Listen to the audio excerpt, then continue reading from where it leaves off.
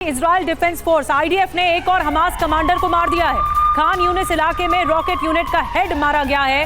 हमले में Hamas commander Hasan अल अब्दुल्ला मारा गया है। हमास के कई और लड़ाके भी मारे गए।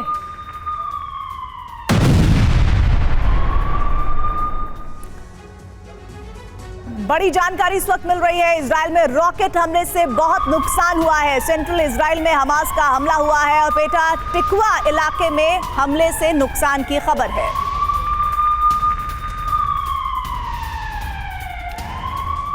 और देखिए, एक और बड़ी खबर आ रही है। रूस के साथ चीन की भी एटमी तैयारी सामने आई है। चीन की एटमी तैयारी पर अमेरिका का बड़ा खुलासा।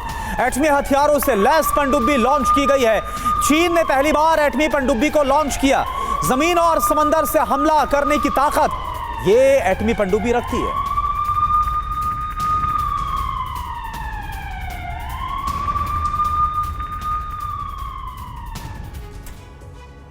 चीन की एटमी हथियारों से लैस पनडुब्बी को लेकर कुछ और जानकारियां आइए आपको दे देते हैं। दरअसल दुनिया में एटमी वॉर का खतरा क्यों कहा जा रहा है? सबसे पहली बात यह कि चीन ने पहली दफे एटमी हथियारों से लैस पनडुब्बी लॉन्च की है।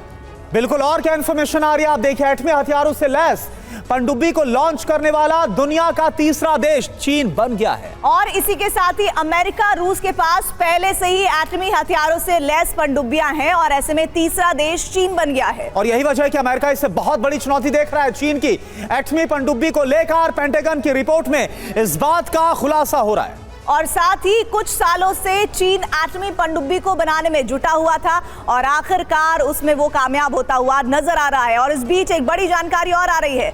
खबर मिल रही है इस बीच की समंदर और जमीन पर एक साथ एटमी हमले करने में ये सक्षम होगी पनडुब्बी। और देखिए, बड़ी खबर क्या आ रही है आप देख लीजिए। नेतन्याहू, इजराइल के प्रधानमंत्री बेंजामिन नेतन्याहू की इजरायली लोगों से बड़ी अपील। नेतन्याहू ने हथियार उठाने के लिए कहा है। हमास से जंग के लिए हथियार उठाने के लिए आम लोगों से कहा गया है।